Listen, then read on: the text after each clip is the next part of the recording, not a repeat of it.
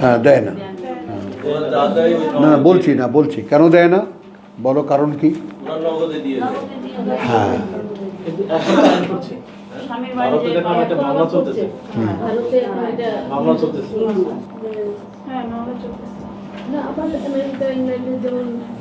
যার সম্পদ রাষ্ট্র হয়ে যায়, যদি সবে না দিয়ে যায় তাহলে রাষ্ট্র কিন্তু নিয়ে নেবে।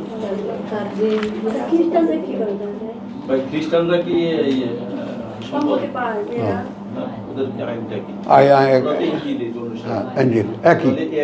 একই আইন। হ্যাঁ একটা কথা কালকে শুনলাম, আমার ছেলে নেদারল্যান্ড থেকে মন খারাপ করে বলছে যে আজকে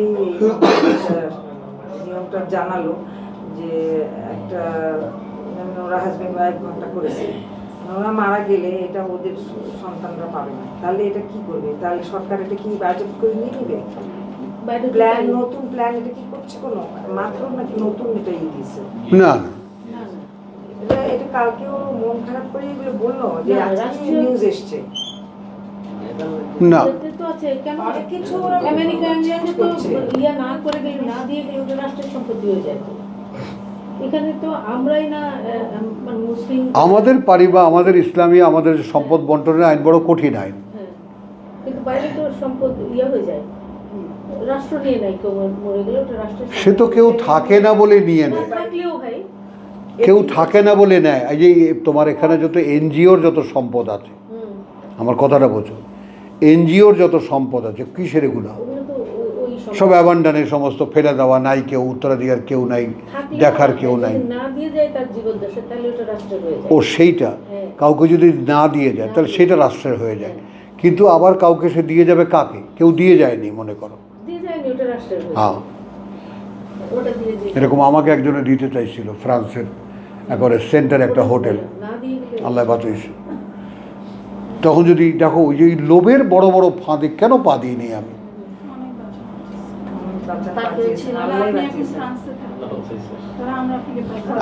দেখো আসো, তুই তো তোর স্বার্থের কথা বললি, আমার স্বার্থটা দেখলি না? আমি এখন প্যারিসে কত কোটিপতি থাকতাম। চলো বাবু, আমি উঠতে উঠতে, আমার বড় গাড়ি তো ক্যাপে ক্লাসিক, আমার বস যখন আমাকে বললো যে এটা আমরা সিদ্ধান্ত নিয়েছি, আমার বোন 93, আমরা তোমাকে দিয়ে যাবো হোটেলটা, আমাদের আর কেউ নাই। কি ফুর্তি, গাড়ি চালাচ্ছি না পঙ্খিরাজ ঘোড়া চালাচ্ছি, বুঝছো? খুব মুড মাড নিয়ে আছি বাড়িতে। হঠাৎ করে আমার 2 মেয়ের দিকে চোখ পড়লো, যে আমার বড় সন্তান 2 কন্যা, এরা যখন এই প্যারিসে বসে এরকম আমাকে হাই হাই বলবে, তখন আমি এটা সহ্য করবো কি?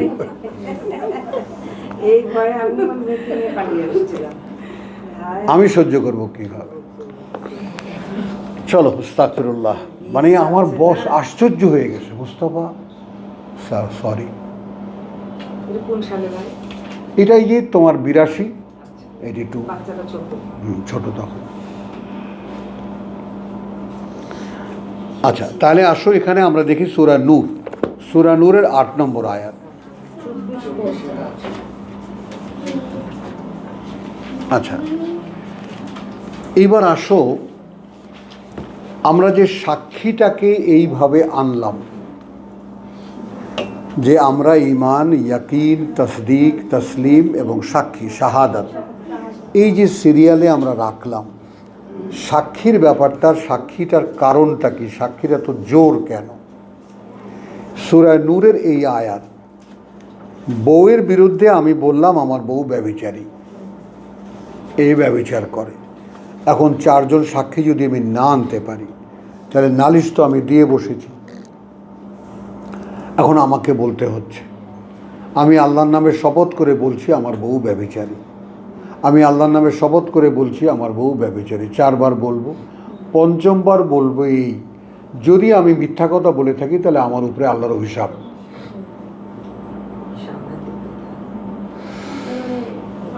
মানে একটু খেয়াল করেন, এই যে মুখের কথা সাক্ষী দেওয়া, এই ব্যাপারটার গুরুত্ব আল্লাহর কাছে কতটা।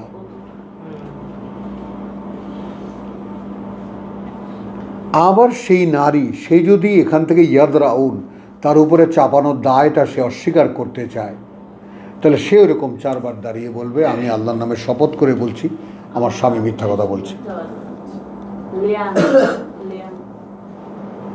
আর আমি যদি মিথ্যা কথা বলে থাকি তো আমার উপরে আল্লাহর অভিশাপ হবে। তাহলে তার দায় থেকে সে মুক্ত। এখন এখানে আমরা গবেষণা করতে যাব না যে আল্লাহ এরকম একটা আইন দিলেন কেন, গোটা ব্যাপারটাকে ধামাচাপা দেওয়ার জন্য। এর বহু দিক আছে। ননসেন্সকে একেবারে ছাই চাপা দেওয়ার জন্য, কথা বুঝছো। তারপরে এটা যেন স্ক্যান্ডাল না হয়, এই সমস্ত জিনিসের যৌন কেলেঙ্কারির যে রটনা যেটা, সেটা যাতে না হয়, এর বিভিন্ন দিক আছে। কিন্তু কোশ্চেন হলো সাক্ষীর এত পাওয়ার কেন? যেখানে বাস্তবতা হলো তোমার বিরুদ্ধে আমার যদি কিছু প্রমাণ করতে হয় 4 জন সাক্ষী লাগবে যারা স্বচক্ষে দেখেছে।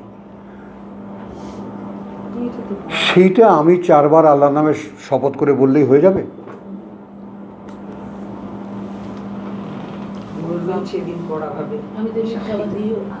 হ্যাঁ, হ্যাঁ, সেটা তো বটেই, সে তো থাকলেই অপশন। আমি যদি মিথ্যা বলি, বা বউ যদি সেরকম বললো যে দেখলো সমাজের চাপে পড়ে যাবে, সে যদি মিথ্যা বললো, পরকালের কথা না ভাবলো, এই কথাটা বোঝো। তাহলে কি দাঁড়ালো জিনিসটা? ওয়াদরাউ আনহা আল আযাব আন তাশহাদা আরবা শাহাদাতিন বিল্লাহি ইন্নাহু লামিনাল কাযিবিন, যে আমার স্বামী মিথ্যাবাদীদের একজন। তাহলে সে নারীর উপরে আর দায় থাকবে না। তো আমি এখানে শুধু একটা আয়াতই নেব যে এই সাক্ষীর যে পাওয়ারটা, সেইটা এর আগে আমরা রসুলকে দেখেছি, ওরা যদি সাক্ষী দেয়ও তুমি সাক্ষী দেবে না। তাহলে আমার এখানে সাক্ষী দিতে হচ্ছে। যেমন তোমরা আজানে শোনো, আশহাদু আল্লা ইলাহা ইল্লাল্লাহু ওয়া আশহাদু আন্না মুহাম্মাদান আবদুহু ওয়া মুহাম্মাদ রাসূলুল্লাহ। তাহলে এখন সাক্ষী আমাকে দিতে হচ্ছে, অদৃশ্য আল্লাহর ব্যাপারে আমাকে সাক্ষী দিতে হচ্ছে। সূরা নূরের 24 দেখো।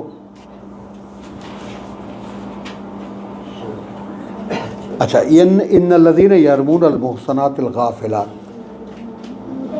23। আচ্ছা, সেই সমস্ত লোক যারা বয়স্কা একটু বেখেয়ালি মহিলা, বয়স হয়ে গেছে, এখন কাপড় চোপড়ে অতটা ডাক ঢাকের খেয়াল করতে পারেন না, তাদের বিরুদ্ধে কলঙ্কের কথা রটায়, কুৎসিত বদনাম করে। আল্লাহ বলছেন লুইনু ফিদ দুনিয়া ওয়াল আখিরাহ। বোঝো, বিশ্বাসী মোমেন বা বিশ্বাসী নারী, তিনি বয়স হয়ে গেছে, তার কাপড় চোপড়ে একটু বেখেয়াল, তার বিরুদ্ধে যদি কেউ বদনাম বলে তাহলে সে অভিশপ্ত, এই পৃথিবীতেও পরকালে। ওয়ালাহুম আযাবুন আলীম, এবং তাদের জন্য রয়েছে কঠিন যন্ত্রণার শাস্তি।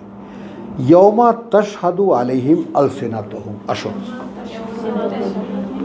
আলসিনাতুহুম,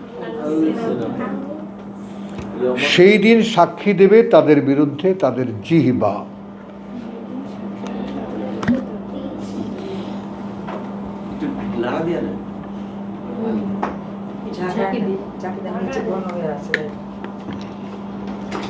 বোঝো, তাহলে আমার বিরুদ্ধে আমার জিহ্বা সাক্ষী দিচ্ছে।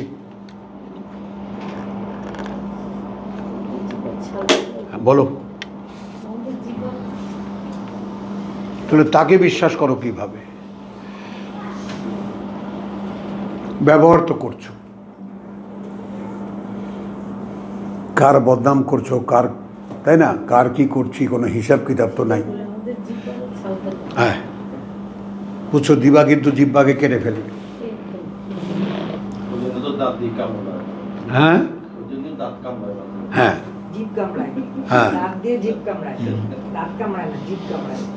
না বাবু, আমি খুঁজে বার করার চেষ্টা করছি আমাদের অবস্থানটা। এখন এই সারা জীবন যা দিয়ে খাওয়া দাওয়া করলাম, স্বাদ নিলাম, কথা বললাম, যাই কিছু করলাম, বদনাম বললাম, সুনাম বললাম, জিহ্বা দিয়েই তো না থাকলে কি হবে সেটাও হবে। বললাম, না জিহ্বা দিয়েই তো সে আমার বিরুদ্ধে সাক্ষী দেবে। তাহলে মানব অস্তিত্বটি আসলে কি?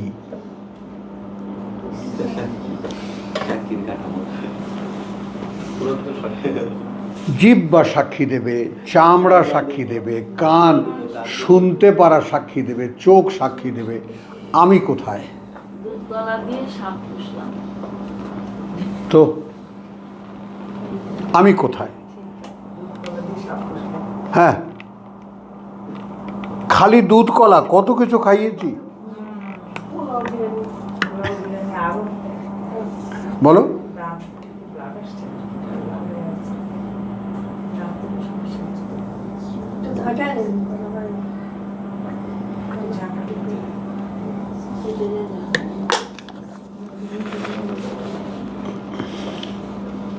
বলো না, শোন, হলো কথাটা। তাহলে ইয়াউমা তাশহাদু আলাইহিম আলসিনাতুহুম ওয়া আইদিহিম, এবং হাতগুলো তাদের, ওয়া আরজুলুহুম, এবং পাগুলো তাদের, বিমা কানু ইয়ামালুন, সেই সবের ব্যাপারে যা তারা করত।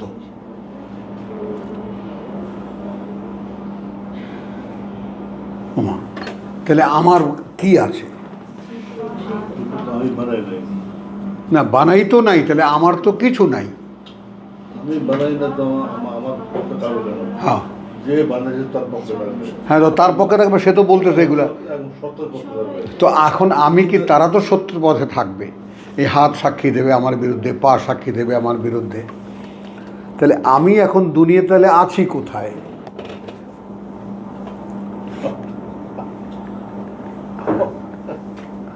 আমার তো কিছুই নেই, দেখেন তো আমি পড়াশোনা করতে গেছি। হ্যাঁ আমি এবার কে চালাবো?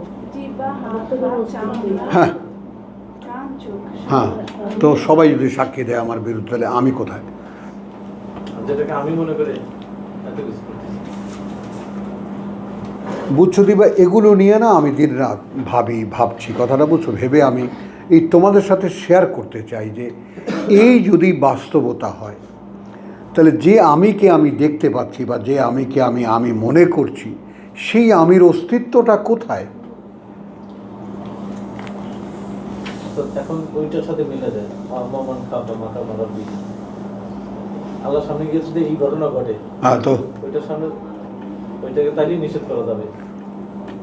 ফাইনাল জাহিমা হিয়াল মাওয়া। বুঝছো জিনিসটা?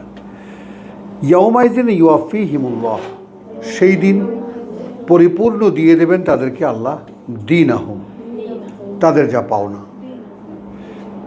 আল হক, একদম ঠিকভাবে দিয়ে দেবেন। ওয়া ইয়ালামুনা আন্নাল্লাহা হুয়াল হাক্কুল মুবিন, এবং তারা জানতে পারবে যে আল্লাহ তাআলা একদম দৃশ্যমান সত্য, যে তার এখানে কোনো দু নম্বরই বলে কিছু নেই, যা আছে সবই সত্য, আমি যা করেছি আমি তা পেয়ে যাব।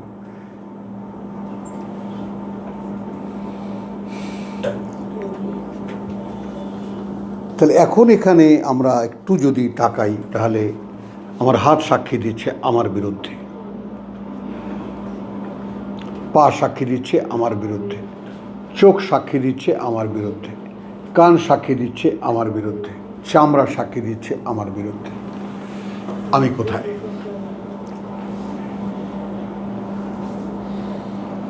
বল।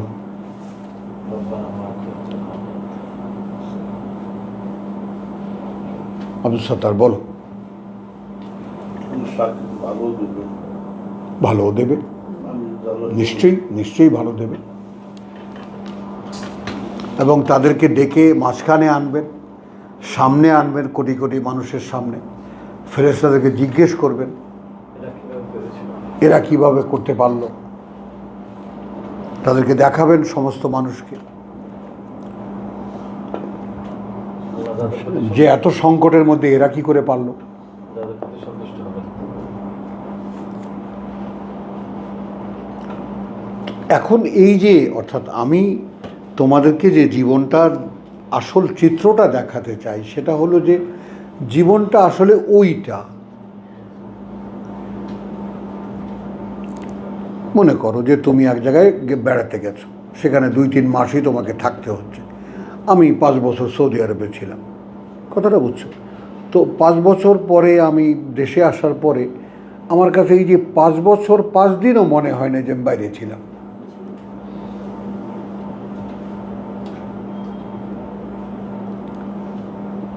কেউ 10 বছর, কেউ 15 বছর, আমি 7 বছর রংপুর ছিলাম। আমার কাছে মনে হয়নি যে আমি 7 ঘন্টা কোথাও ছিলাম। ঢাকায় এসেছি, সব মিশে গেছে।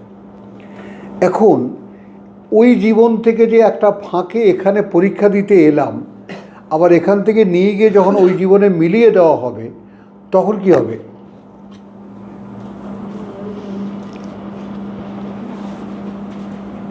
আমি যদি এখন এখান থেকে রংপুর যাই বা কোথাও যাই বা সৌদি আরবে যাই বা ইংল্যান্ড যাই, সেখানে 2-1 বছর থাকি,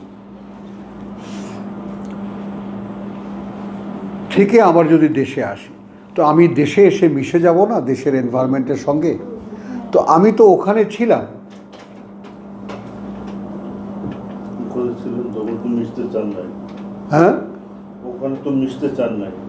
না ওখানে তো ছিলাম, তখন তো আর বুঝি নেই কোথাও যেতে হবে। হ্যাঁ আমি গেছি ফর টাইমিং, এটা তো আমার মাইন্ডসেট। হ্যাঁ, এখানে আমি মিশবো না, এখানে আমি চিরদিন থাকবো না। কোথায়? এখানে কিছুদিন থাকবো। এইখানে। হ্যাঁ, না না, ওখানে আমি যে ছিলাম তো আমাকে, হ্যাঁ তো রংপুরের মাইন্ডসেটটা কি? ওখানে তো থাকবো না আমি, ঠিক আছে, কিন্তু এখন এই পৃথিবীতে থেকে তো আপনি তো থাকছেন, এখানেই থাকবো। এইটি আমাদের চেঞ্জ করতে হবে। এইটাই। আমরা এখানে চিরস্থায়ী নই। হ্যাঁ তো দেখতেছি, কিন্তু তারপর বুঝছি না। মাথার মধ্যে ওই কিন্তু এখানে আপনি বলেন, কাকে বলবেন, কাকে মানাতে পারবেন? কেউ স্বীকার করবে না। যার যার বাড়িঘর আছে, সহায় সম্পত্তি আছে, সব তা নিয়ে একেবারে বলো রামদা নিয়ে দাঁড়ায় যাবে। কি বলে? এক হাত জমির জন্য তো আমি ওপারে ছিলাম, হ্যাঁ হ্যাঁ, রাস্তা ছাড়ে না। আমি ওপারে ছিলাম, ওপার থেকে এখানে পরীক্ষা দিতে এসেছি, কিছুক্ষণ পরে চলে যাচ্ছে। তো এইখানে আমার থাকার ইচ্ছা হবে কেন বলো?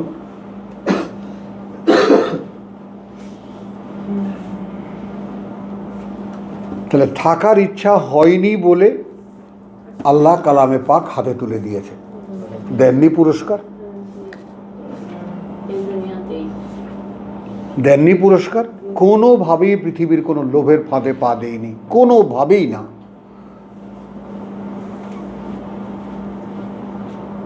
অথচ ওইটাই আমরা মানুষ পারি না কন্ট্রোল করতে। হ্যাঁ ওই ভিতরেই চাপিয়ে দিই। হ্যাঁ, বাবা আদম কি করলেন? এখন হ্যাঁ উনি কি করেছে? হ্যাঁ, আমার জিন তো আমার ভিতরে কারণ আমার তো জিনে আছে, আমার তো অস্তিত্বে আছে ধোকা খাওয়া, লোভ, ধোঁকা খাওয়া। ধোকা খাওয়া। কি করে কন্ট্রোল করবো এখন আল্লাহ নিজেকে? তৈরিও করেছেন ওইভাবে। তৈরি করেছেন, আমার বলেও দিয়েছেন ওইদিকে যেও না, হুম। মানা তো করেছেন। এখন তিনি অভিজ্ঞতা, কথাটা বুঝছো তো? এখন আমাদের মধ্যে একটু খেয়ালটা করো, এই জায়গাটা যদি দেখতে পাও, বাবা আদম কেন ফাতালাক্কা আদামু মির রাব্বিহি কালিমাতিন, নিক্ষিপ্ত পেল আদম তার প্রতিপালক থেকে কিছু কথা, ফাতাবা আলাইহি, সঙ্গে সঙ্গে তিনি ফিরলেন সেই কথার উপরে।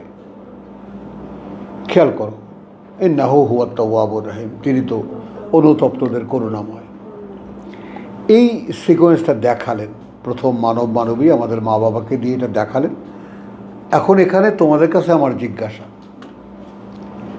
যে আদম ফাতালাক্কা আদমু মির রাব্বিহি কালিমাতিন, তিনি যে আল্লাহর কিছু কথা পেলেন, এইটা তিনি বুঝলেন কিভাবে? থামবা, আগে কিছু বলবা না, কারণ তাকে তৈরি করার সময় তার ভিতরে রূহ ফুঁকে দেওয়া হয়েছিল। ওই বুঝটা তখন সাথে সাথে ধরে। বাবু, একটা জটিল অঙ্ক আমরা আজকে করব, এটা বন্ধ করে দাও, ঠান্ডা লাগে। ঠান্ডা লাগছে ভাই। মায়ের গায়ে একটা শাল টাইপের দিলে ভালো লাগে। হ্যাঁ, ঠান্ডা লাগে যে। খেয়াল করো। তাহলে তাহলে দ্বিতীয়বার যখন আদমকে সৃষ্টি করা হলো তখন ফাইদা সাওয়াইতুহু ওয়া নাফাকতু ফিহে মিন রুহি, আমি যখন বানিয়ে কমপ্লিট করব এবং ফুঁকে দেব তার মধ্যে আমা থেকে রূহ, যেখান থেকে ইবলিসের শত্রুতা শুরু হলো। এই কথাটা খেয়াল করো। তাহলে ওই ফুঁকে দেওয়া রূহ ছিল বলে শয়তানের ধোকায় পড়ে গেলেও ফিরে আসার একটা উপায় তিনি পেয়েছিলেন। পাওয়ার ছিল ভিতরে, না, ওই যে আল্লাহর কথা রিসিভার ছিল, যে রূপ পোকাটা রূহ তো ছিল ভিতরে, যেই আল্লাহ কিছু কথা পাঠালেন রূহ ধরে ফেললো। সেটা ছিল। যেটা আমাদের যেটা নাই। এখানে এই পাতালাক্কা শব্দটা ব্যবহার না করে উহিয়া শব্দটা ব্যবহার করে। না, ও তো আল্লাহর ব্যবহার করার শব্দ, হ্যাঁ, কিন্তু আমাদের ক্ষেত্রে যেটা হবে, আমাদের ক্ষেত্রে যেটা হবে, অন্যান্য নবীদের কাছ থেকে সবসময় আল্লাহ এই শব্দ ব্যবহার করেন উহিয়া, কিন্তু আদমের ক্ষেত্রে কেন পাতালাক্কা ব্যবহার? এই জন্য যে ওনাকে বের করে নিয়ে আসছে জায়গা থেকে, উনি তো আগে দেখাদেখির মধ্যে ছিলেন, দৃশ্যমানের মধ্যে ছিলেন, উনি তো সব দৃশ্যমানের মধ্যে। তো শয়তান তো ওনাকে ওখান থেকে বের করে নিয়ে আসলেন, মাকে আর বাবাকে। বোঝো, ঠান্ডা মাথায় লাক্কা শব্দ মুহাম্মদ সাল্লাল্লাহু আলাইহি ওয়াসাল্লামের উপর ব্যবহার হয়েছে। পাবে, নিক্ষিপ্ত পাবে। লাক্কা মানে কোরআন। বা ইন্নাকালা তুলাক্কা, হ্যাঁ, তুমি কথাটা বোঝো। লাক্কা যেহেতু এই যে সানুল কি আছে, সানুলকি আলাইকা কওলান সাকিল, 27 নম্বর সূরা 6 নম্বর আয়াত মনে হয়। এইটা খেয়াল করো। ফাত্তালাক্কা, আমি বলছি কি, এখন আমি কথাটাকে আমাদের সঙ্গে আমাদের কাজে লাগাবার জন্য ব্যাপারটা, যে আমরা আমাদের ভিতরে ওহি রূহ আছে কি না সেটার প্রমাণ কি, আমাদের কোরআন ভালো লাগে, এটাই প্রমাণ। কোরআন ভালো লাগে। ভালো লাগে। অতএব এটা সাক্ষী হয়ে গেছে আমাদের কাছে যে আমাদের রূহ জীবিত।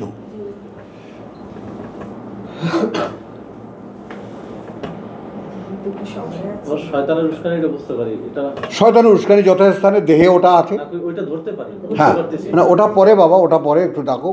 শয়তানের উস্কানি দেহ নিয়ে, নফস নিয়ে ওরা যা করতেছে, ও খেলাটা চলতেই থাকবে। হ্যাঁ, ওটা চলতেই কিন্তু থাকবে। আমাদের একটা কোয়ালিটিকে শনাক্ত করো, যে আমাদের রূহটা জীবিত। কি সঙ্গে আছে? হ্যাঁ, পাওয়ারটা আন্দালে কোরআনের যে টানে আনছো, আসছো কি করে? মাইতান আর নাই আর কি। মাইতান থাকলে তো আর বলো। আচ্ছা, এখানে তুমি একটু খেয়াল করে দেখো, কথা বলছো মানে বুঝে নাও ব্যাপারটা, মানে একেবারে ভালো করে বুঝে নাও। বললাম যে আজকে একটা অঙ্ক করব আমি। এটা তো আল্লাহই জীবিত করছেন। এই মেয়ে, তুমিও কি করনি? আমরা দুই ভার্সে 22 বছর চলতে পারি তো। বৃষ্টি আগে উঠে আসতে না, পারি দেবে। তুমিও কি করনি? কারণ আল্লাহ, তুমি না করলে তো আল্লাহ করবেন না। শাও, বলেছেন তুমি তো, চাইলে তো আমি আমি চাইলে চাইলে। তবে আমি দিব। 24-58 যাও।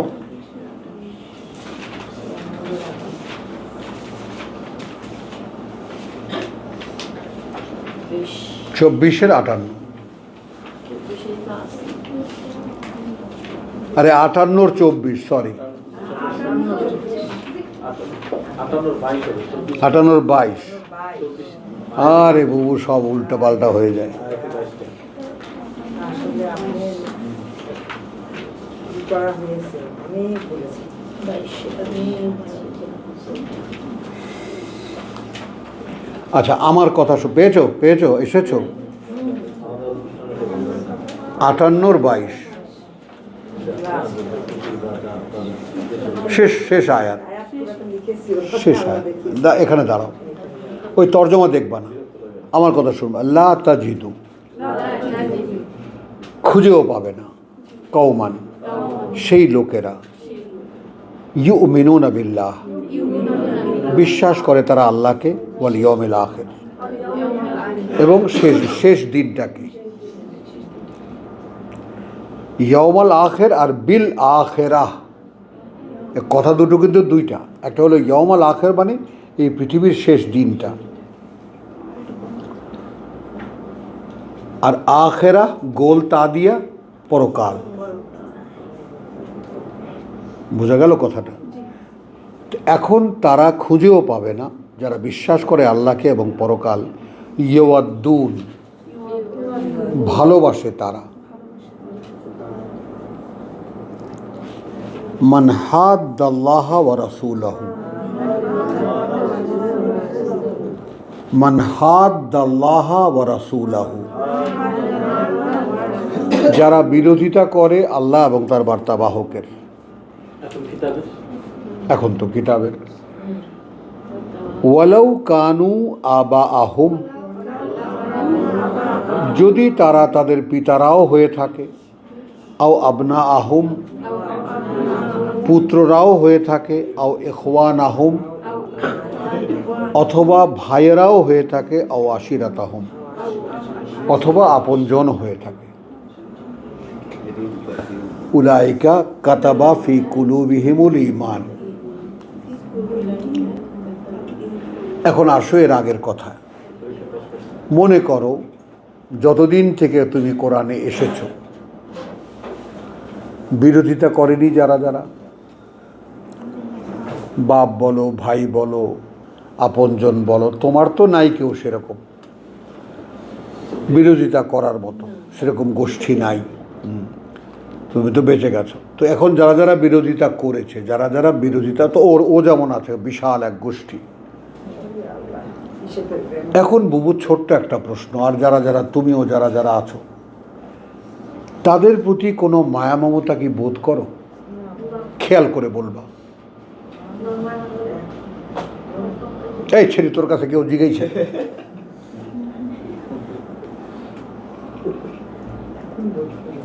আসলে অনেক মায়া আমাদের প্রতি আমার ছিল, কোথায় ডিলিট হয়ে যাচ্ছে।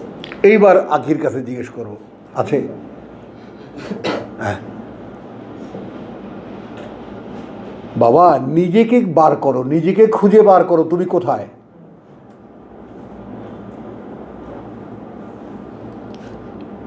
মাকে 3 দিন পরে প্রতি সপ্তাহ মার সাথে কথা বলতে, এখন এমনও হয় 15 দিন, কাল রাতে মনে করছি মার সাথে একটু কথা বলতে চলে গেছে। হ্যাঁ, বিরোধিতা করা আর ধরুন আসলো না, আসলে একই, বাধা দেয়নি আমাদের। সেম সেম সেম সেটা করবে কি এখানে? সেম, একই, বাধা দেয়নি। সে বাধা দেয়নি কিন্তু কোনো আগ্রহ বোধ করেনি, সেম মরা।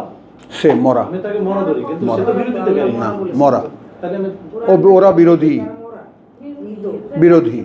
ভাই আপনি ওই সুযোগটা দেখেন না না, কিন্তু কোশ্চেনটা আমি ওখানে না আব্দুল কাইয়ুম, আমি কোশ্চেনটা এনেছি একান্ত ব্যক্তিগত তোমার কাছে, যে কারণে আখিকে ধমক দিয়েছি আমি, যে ও তো সবকে ছাড়ছে, এটা আমি জানি। এখন কোনো মনের মধ্যে কোনো মায়া মমতা বোধ করো কি না, দেখো। খুব আশ্চর্য ভাই, যে বোধ যে করি না, কেন করি না, এটা যে এত এত মায়া ছিল, কোথায় গেল? হ্যাঁ, তার মানে করো না, করো না তো। তো এই যে বোধ না করার যে অবস্থাটা, সেই অবস্থাটা হলো অন্তরে স্বয়ং সৃষ্টিকর্তার ঈমান লিখে দেওয়ার অবস্থা। যদি বোধ না করে থাকো, আগের মতো নাই, ওই তো, আবার কষ্ট রাখে, মায়া ছিল ওই মায়া, হ্যাঁ, যদি বোধ, আবার সন্তানের জন্য কষ্ট রাখি না, সেটা ভিন্ন, হেদায়েত দিবেন, সেটা ভিন্ন, ওটার জন্য না। কিন্তু এখন যে আগের যে মায়াটা, যে ওরা বিরোধিতা করে, এখন কথাটা বুঝছো জিনিসটা, এখন সন্তানের মায়া সন্তানের জায়গায়, মা সন্তানের নারীর সম্পর্ক ওটা অবিচ্ছিন্ন। মা মরে গেলে সন্তান কাঁদবে, সন্তান মরে গেলে মা কাঁদবে, ওটা ভিন্ন কথা। কিন্তু আগের মতো তার কাছে যে দায়বদ্ধতা, তার কাছে যে মায়া মমতা, রে বাবু কোথায় তুই, কই আসে, এই যে ব্যাপারটা, সেইটা আর নাই। এখানে মায়ের কথা আসছে কি? আছে ওই যে আশিরাতাহুম, সেটা তো একেবারে মা পড়ে যাবে সব। হ্যাঁ, তুমি মা মই মানা করছো, আমি কেটে দিয়েছি। এখন মায়ের শব্দ এখানে প্রথমেই তো আসে তোমার করে বলাও কারু আবা আহম, আবা ওর মধ্যে চলে আসে, মা বাবা দুজনেই। অবিল অলে দেয়নি যেটা আসছে ওইটা ওর ওয়ালে দেয়নি, ওর দরকার নেই। অলে দেয়নি তাহলে মাটা তো আছে এর মধ্যে। আছে আছে আবার আমার কি শুধু আবাহুম আবার আশিরাতহুম। আশিরাত বলতে নিকটাত্মীয়, তো নিকটাত্মীয় বলতে মা সবচাইতে আগে, মা সবচাইতে আগে। এখানে তুমি দেখো বাবা, পুত্র, ভাই, আর কে থাকে? তারপর আশিরাত কে থাকে? আচ্ছা, মা, বোন, বউ, বউ হবে, বংশ পরিবার অন্যান্য যারা মাও আছে, মাও হয় এখানে। দুইটা জায়গায় বুঝলেন, দুইটা জায়গায় কিন্তু ওই যে মাতা শব্দটা ব্যবহার করা হয়নি। এক হলো 9 নম্বর ছিল 24, আর এইখানে কি এই যে 58 নম্বর হ্যাঁ। মা দরকার তো নেই এখানে, তুমি কথাটা কেন নিচ্ছ না? এখানে কি দরকার আছে তার? আপনার বাবার অনুবাদও নাই। না আছে, আমি ওটা বলছি না, কথাটা আছে এখানে। মায়ের প্রসঙ্গটা কি আছে এখানে? বিরোধিতা কে করবে? বাবা ভাই, বাবা পুত্র ভাই। আশিরাত বলে তো ওটা কমপ্লিট করে দিছে। এবং নিকটাত্মীয়রা, নিকটাত্মীয় আর কে হয়? কে হয়? সর্বপ্রথম তো বানায়। আমি তোমার সাথে তর্ক করছি না, আমরা একমত হওয়ার চেষ্টা করছি। ওইটাই আমরা বলতেছি যে অন্যান্য ক্ষেত্রে যেগুলো আছে সেগুলো পিতামাতা একসাথে আসে। সেটা আলাদা, পিতামাতার ওটা ক্লজই আলাদা, ওটা সাবজেক্টও আলাদা। কিন্তু তাদেরকে নিয়ে ওয়াবিল ওয়ালেদাইনে ইহসানা, ওটা যখন যেখানে তারা সাবজেক্ট। কিন্তু সম্পর্ক ছিন্ন করার দুইটা জায়গায় মাতা আসেনি, আমি এটাই দেখছি। হ্যাঁ ঠিক আছে। মাতা আসেনি দুইটা জায়গায়। উলাইকা কাতাবা বিহি কুলুবিহিমুল ঈমান। তুমি পজিশনটাকে খুঁজে নাও আগে। এখন আমরা যারা কোরআনে এসেছি, এখন যারা কোরআনের বিরোধিতা করবে, তাদের প্রতি কোনো মায়া মমতা আমরা বোধ করব না। জি, ভাই ভাইয়ের জায়গায় থাকবে, আছে আমার 6 ভাই আছে, দেখে সামনাসামনি ভালো ব্যবহার করা। সব যথাস্থানে আছে, বন্ধু বান্ধব আছে, আত্মীয় স্বজন আছে, সবাই আছে। কি ভাই কেমন আছো? ভালো আছো।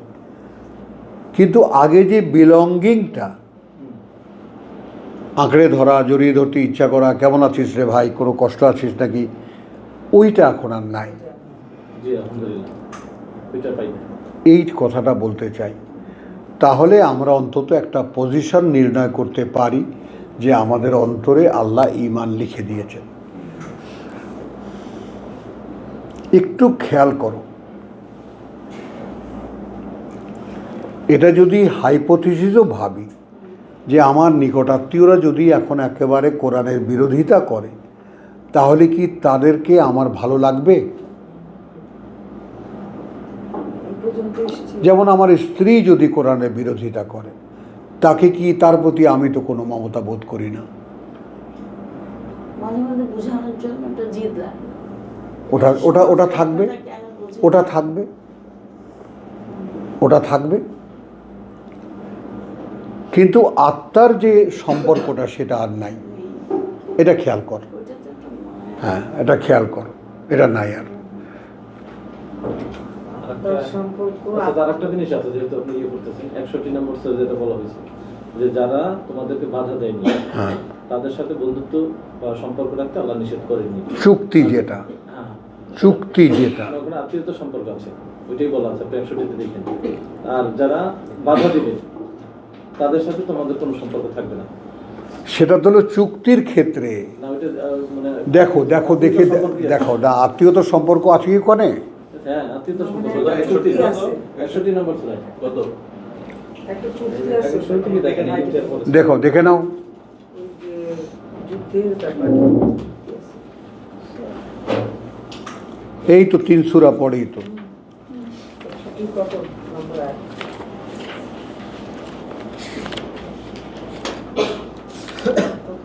সূরা সফ, সূরা সফের কত আয়াত? 14 দিন আয়া। হ্যাঁ, না সরি 60 নম্বর ছিল, 7 নম্বর আয়াত। 60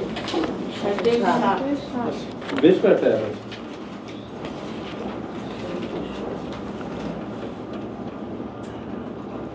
কি এখানে 7 নম্বর কি? আশা কথা বলছো, আশা আল্লাহ আন ইয়াজআলা বাইনাকুম ওয়া বাইনাল্লাযিনা আদাইতুম মিনহুম মাওয়াদ্দাতান ওয়াল্লাহু কাদিরুন আলা গফুরুর রহিম। আর এখানে ইব্রাহিম কদ কানাত লাকুম উসওয়াতুন হাসানাতুন ফি ইব্রাহিম ওয়াল্লাযিনা মাআহু ইয ক্বালু লিকওমিহি ইন্না বুরাআউ মিনকুম ওয়া মিম্মা তা'বুদুনা মিন দুনিল্লাহ। আটে আছে দাঁড়াও, কাফার না বেকুম, আমরা কথা বুঝছো, ওয়া বাদানা বাইনাকুম, তো সমাজের সঙ্গে কথাটা বুঝছো। 8 নম্বর আয়াত লা ইয়ানহাকুমুল্লাহ লা ইয়ানহাকুমুল্লাহু আনিল্লাযিনা লা ইউকাতিলুনাকুম ফিদ্দীন। খেয়াল করবা, আল্লাহ তোমাদেরকে নিষেধ করেন না এই কাজ হইতে যে তোমরা সেই লোকদের সাথে কল্যাণময় ও সুবিচারপূর্ণ ব্যবহার করবে না যারা দিনের ব্যাপারে তোমাদের সাথে যুদ্ধ করে না। এই প্রসঙ্গটা কি বাবা এর সাথে আসে? খেয়াল করো, আসে না, এটা তো সমগ্র সমাজ। আসে না, এটা অন্য একটা সিকোয়েন্স, এটা আসে না। আর এখানে আপনারা সিঙ্গেল করতেছে পরিবার থেকে, সম্পর্ক ছিল। এখানে হলো তোমার আপনজনের ব্যাপারটা, এখানে এখানে তুমি ওটা আনো কেমন করে। দুটো আলাদা আলাদা। আচ্ছা, লা তাদিরু কওমান ইউমিনুনা বিল্লাহি ওয়াল ইয়াউমিল আখির ইউয়াদ্দুনা মান হাদ্দাল্লাহু ওয়া রাসূলাহু। তাহলে আমরা আবার আগের ভাবনায় চলে আসি। অর্থাৎ আমরা যে এখন কোরআনে আমাদের যে আগমন, এই আগমনটা দাঁড়াও, হ্যাঁ, অন্য চিন্তা করো না এখন। এই আগমনটা যদি থাকে তো থাকলো, আছে, আয়াতটা আসাতুল আওয়ালিন না, হ্যাঁ। যেখানে বলে তো তাহলে তোমার হলো যে যদি আমরা তাদের প্রতি কোনো ভালোবাসা বোধ না করি, এমনকি স্ত্রীর ক্ষেত্রে স্বামী, স্বামীর ক্ষেত্রে স্ত্রী, পিতার ক্ষেত্রে পুত্র, পুত্রের ক্ষেত্রে পিতা, মায়ের ক্ষেত্রে পুত্র, পুত্রের ক্ষেত্রে মা।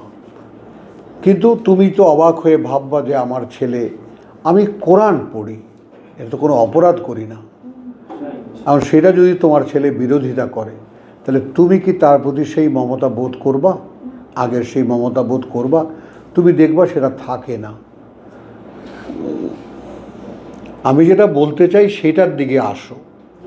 সেই সম্পর্ক রয়েছে, কি বললাম, ভাই ব্রাদার বোন সবই আছে, কিন্তু ঠিক আগের সেই সম্পর্কটা নেই। মানে আগে যেমন সব মিলিয়ে ওদের আমি, সব মিলিয়ে ওরাও আমার, আর এখন আমার কিছু সাবজেক্ট আছে যা ওদের না, লাকুম দিনুকুম ওলিয়া দিন। এই যে আমার একটা জগৎ আছে, যে এই জগৎটা ওদের কেউ না, এবং সেই আলাদাটা ওরা বজায় রেখেই ওরা কথাবার্তা বলে। আমার স্বতন্ত্র, আমার যে আলাদা, আমার একটা সেপারেট অবস্থান, এইটা অবস্থানে রেখেই কথা বলে। তো তাহলে আমি আমার ভিতরে কোনো মমতা তাদের প্রতি বোধ করি না, আলহামদুলিল্লাহ। করি না। এই ধরনের লোকেরা যদি বাসায় আসেও, আশেপাশে আসলো কি গেল বা কি করলো, এই ধরনের কোনো অনুভূতি কাজ করে না। মাশাআল্লাহ। এখন খেয়াল করো, তাহলে আমরা এখানে কোরআনের ফর্মুলা অনুযায়ী আমরা কি দেখতে চাইবো, যে আমাদের অন্তরে আল্লাহ ঈমান লিখে দিয়েছেন। এখানকার মায়া খেয়াল করবা, আর যদি ঈমান লিখে দিয়ে থাকেন তাহলে কি হবে, কথা বুঝছো? ওয়া আইয়াদাহুম বিরূহিম মিনহু।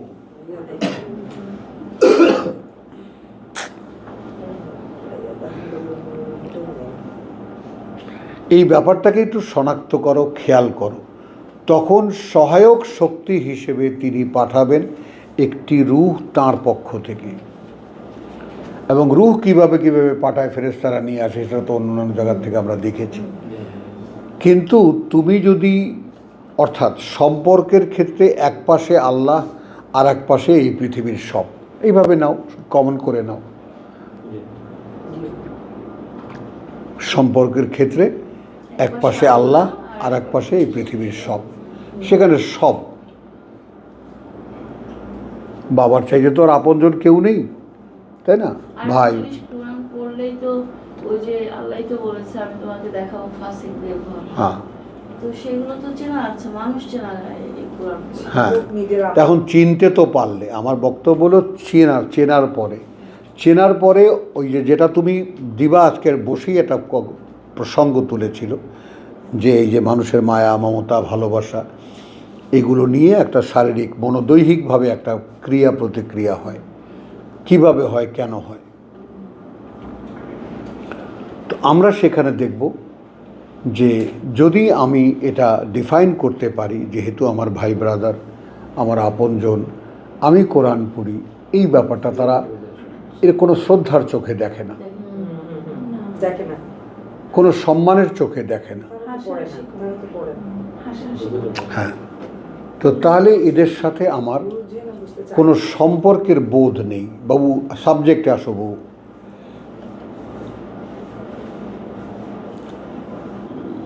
পুত্র হলেও, ভাই হলেও, পিতা হলেও। এখন দিবাকে একটা পরীক্ষা দেব, তোমার এই পুত্র যদি তোমার ইতিবাচক না হতো, কি করতে তুমি?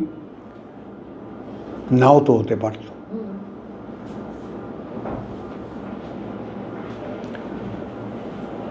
বলো, নাও তো হতে পারত। কিন্তু কত বড় নেয়ামত যে ওর পুত্র, আল্লাহর দান। এখন এখানে আসো, তাহলে আমি রূহ পাবো। এবার আসো, হ্যাঁ রূহ পাবো। যে রূহ এই কোরআন পড়লে সেই কোরআন যেখানে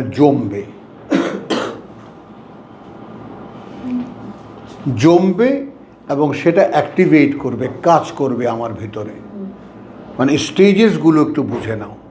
আমার ঈমান আনার ব্যাপারটা একটা সময় পর্যন্ত চেষ্টা করে করে আমি এমন জায়গায় পৌঁছালাম যে আমার আপনজন আর কেউ নাই। আমার কথা শুনে, হ্যাঁ, আমার পত্র পত্রিক কোরআনের ছাত্র, সে তো আপনজন, তারাই তো আপনজন তখন, রুহামাও বাইনাহুম। তারাই সবচেয়ে বড় আপনজন। কিন্তু আমার রক্তীয় সম্পর্ক যখন আর নাই, এখন আর আমি কোনো মায়া মমতা তাদের প্রতি বোধ করি না। খেয়াল করবে, এই যদি আমার অবস্থা হয়, তাহলে খেয়াল করো আমার প্রাপ্তিটা কোন জায়গায়। তোকে আমি ধমক দিছি কেন? প্রাপ্তিটা ওই জায়গায় যে আমার অন্তরে আল্লাহ ঈমান লিখে দিয়েছে। সামলাতে পারবা? ওই জন্য ধমক দিছি। সামলাতে পারবা?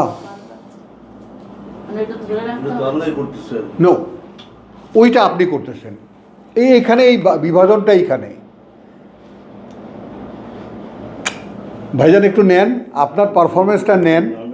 না, আপনি বলবেন না, কারণ আপনার দিকটা সরে গেছে। পাওয়ার আনন্দে হার্ট অ্যাটাক করে। হ্যাঁ, পাওয়ার আনন্দে হার্ট অ্যাটাক করে। হ্যাঁ, এখানে যে ব্যাপারটা হলো, তারা খুঁজে পাবে না। যারা বিশ্বাস করে আল্লাহকে এবং বিশ্বাস করে শেষ দিনটাকে, তারা তাদের অন্তরে খুঁজে পাবে না কোনো ভালোবাসা তাদের প্রতি। যারা এই কোরআনের বিরোধিতা করে, তারা বাবা হলেও, ভাই হলেও, আত্মীয় স্বজন হলেও। এই কথা বলেছি তো, এটা তো আপনার কাজ। এরপরে আল্লাহ আপনার অন্তরে ঈমান লিখে দেবেন। তাহলে তো ওইটা আসে না, লিখে দেওয়ার ব্যাপারটা আসে না। আল্লাহ অন্তরে ঈমান No. লিখে দিয়েছেন। দেবেন, তারপর রূহ দেবেন। তারপর রূহ দিলে আপনি সেফ।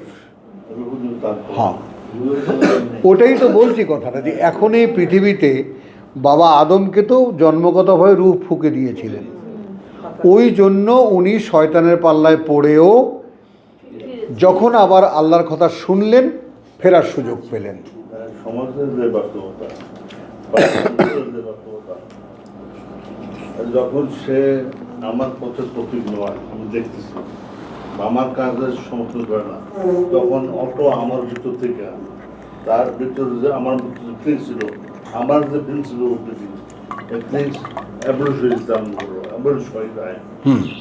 অ্যাবলিশটা হয়ে গেলে পরে আমাকে, আমি যেভাবে ডাকতাম বা যে দৃষ্টিতে দেখতাম, এখন তো সেভাবে ডাকবো না, সেই দৃষ্টি দেখতাম, সেই দৃষ্টি দেখি না, সেগুলো রাখবো না।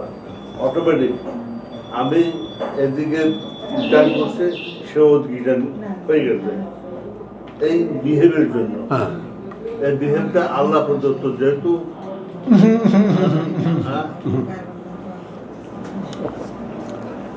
এটাই আজকে সকালবেলা আমাকে দিবা যে পয়েন্টটা বলেছে, মানে আপনি কোরআন ভালোবাসেন, আপনার পুত্র ভালোবাসে না।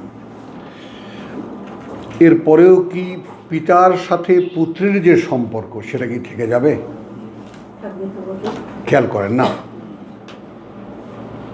ওই সম্পর্ক না, যে ভালোবাসা সেটা কি থাকবে?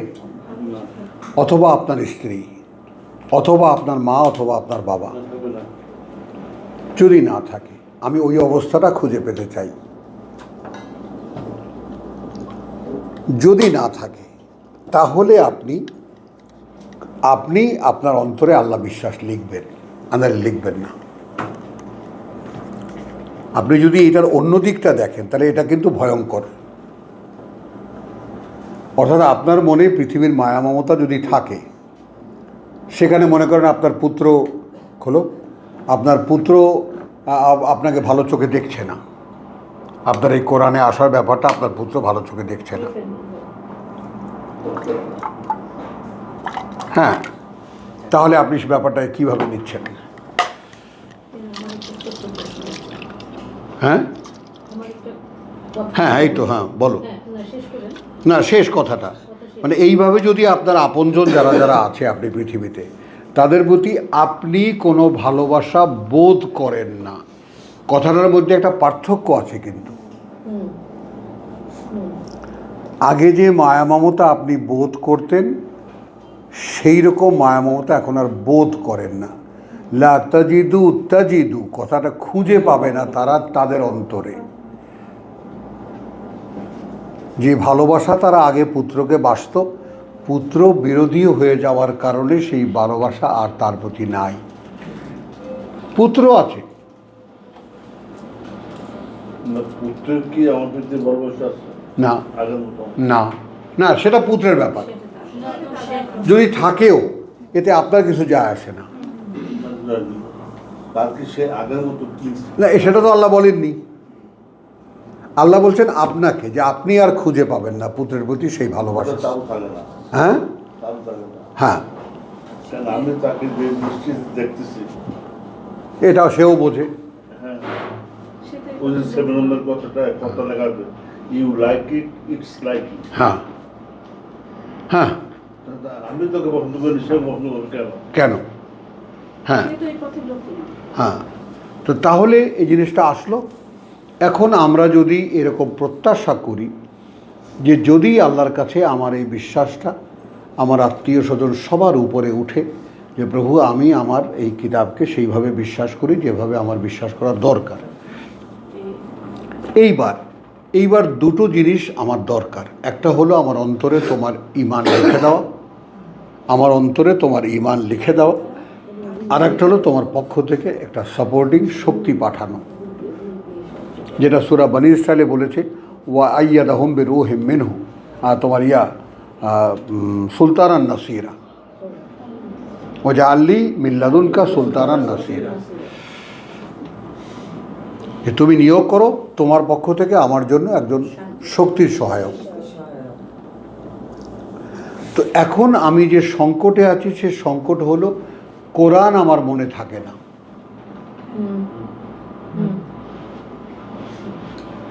এবং কোরআন মনে থেকে যে একটা জিনিস মনে থাকলে পরে সেই জিনিসটা যে একটা ভেতরে একটা কারুকাজ করে, একটা ক্রিয়া প্রতিক্রিয়া করে, সেটা হলেই না আমি মানে ক্রিয়াশীল হব, আমি কাজের লোক হব। তো কোরআন তো আমার মনের মধ্যে সেইভাবে আপনার পাকায় না, তাঁত বুনতে থাকে না। মানেটা কি? তার মানে না আল্লাহ আমার অন্তরে ঈমান লিখেছেন, আর না আমাকে রূহ দিয়েছেন।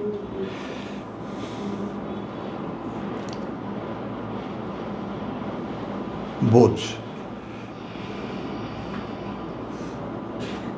ব্যাপারটা বুঝতে পারলে সহজ, বুঝতে না পারলে কঠিন। বুঝতে পারলে সহজ কেন? তাহলে আমি ক্রাইসিসটা বুঝতে পারবো। আখি, বুঝেছো এই কথাটা? তুমি যদি বুঝতে পারো যে আমার অভাবটা কোন জায়গায়, তোমার তো ভাগ্য কতখানি সেটা তুমি অনুমানও করতে পারবা না, যে তুমি স্বামীর হাত ধরে আল্লাহর কিতাব শুনতে আসো।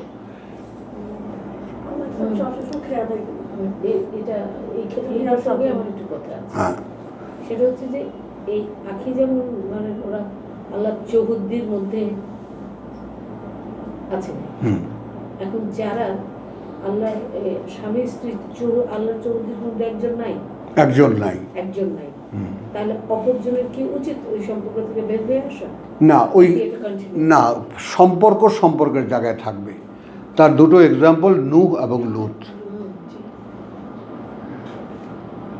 তারা তো বাধা- সম্পর্ক যথাস্থানে। তারা বাধা দানকারী ছিল, হ্যাঁ, আর সাপোর্ট দেয়নি, কিন্তু বাধা দানকারী ছিল না।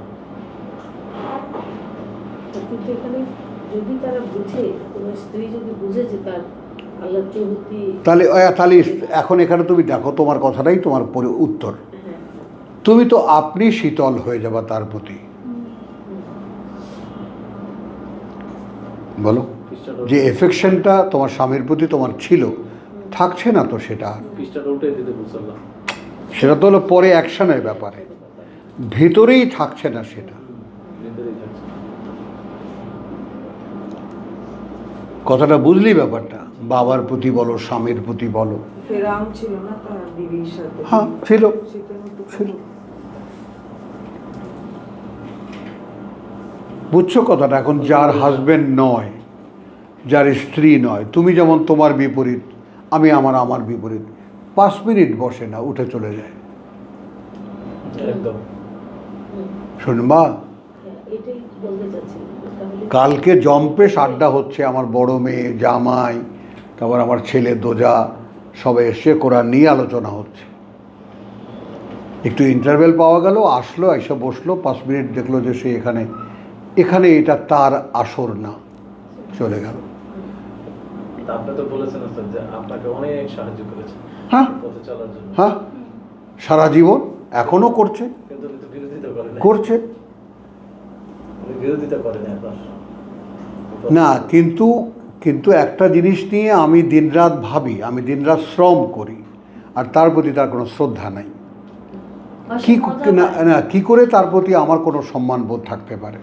আপনি আমার কাছে আর যাব না, না, আর যাব না। সম্মান বোধটা নিয়েছি আমরা, হ্যাঁ, আমি পিক করেছি সম্মান বোধটা, ওইটা আর কি, ওইটা। কথাটা বুঝছো জিনিসটা? হ্যাঁ, তো আমার ওই মেয়ে বলতো আর কি যে বাবা, আমি বিয়ে করব তাকে, that man can I respect হিম, যাকে আমি সম্মান করতে পারি। তো এখন ভালোবাসার ব্যাপারটাই হলো একে অপরের প্রতি সম্মান বোধটা। সম্মান না করতে পারলে সেখানে ভালোবাসা থাকে না। সেখানে না, পৃথিবীর সমস্ত সম্পর্কের মধ্যে সম্মান থাকে, সম্মান, respect me to respect you. Respect থাকতে হবে। আমাকে সম্মান করো, তাহলে আমি তোমাকে সম্মান করব। তো এই ব্যাপারটা যদি আপনার কাজের কোনো সম্মান, আপনার বিশ্বাসের কোনো সম্মান কারো কাছে না থাকে, তো সে আপনার কাছে আপন কেমন করে থাকে বলেন? তো এইখানে আমরা একটু এগিয়ে এসেছি, এই যে যদি এরকম হয়, তো তাহলে আমরা কি এটা আশা করতে পারি যে আল্লাহ আমার অন্তরটাতে ঈমান লিখে দিয়েছে? এটা হলো আমাদের চাওয়া, যে প্রভু যদি এরকম হয়ে থাকে, তা আমরা তো বোধ করি না এদের প্রতি সেরকম কোনো মায়া, মমতা, এফেকশন যেটা আগে ছিল। তো এখন কি আমি তোমার কাছ থেকে আমার অন্তরে একটু সাইন পেতে পারি না? একটা সাইন, কারণ সাইনটা পড়লেই তো আমি রুহটা পাবো। এখানে তো একদম পুরোপুরিভাবে বস্তুগত লেনদেনের ব্যাপারটা এসে গেছে, যে তোমার সাইনটা পড়লে আমি রুহটা পাবো, আর রুহটা পেলে কোরআন আমার মনে থাকবে, কোরআন আমার ভিতরে কাজ করবে।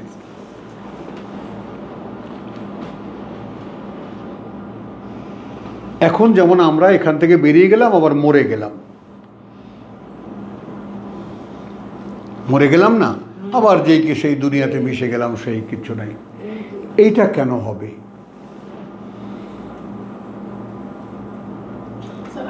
আমার বিরুদ্ধে সবাই আমার ফ্যামিলি, হ্যাঁ, শুধু আমি একা আছি।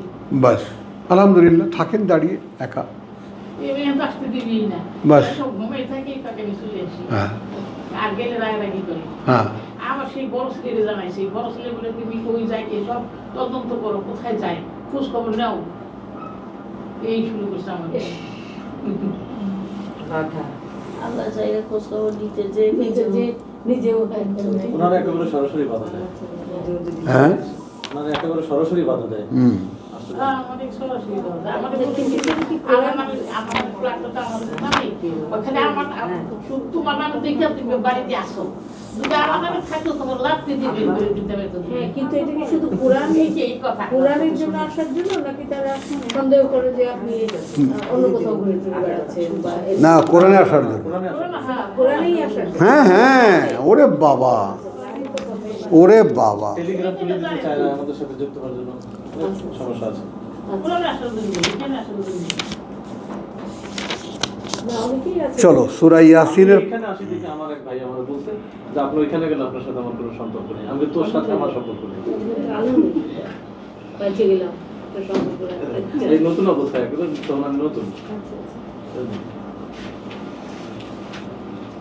ইয়াসিন। চলো সূরা ইয়াসিনের আয়াত 65।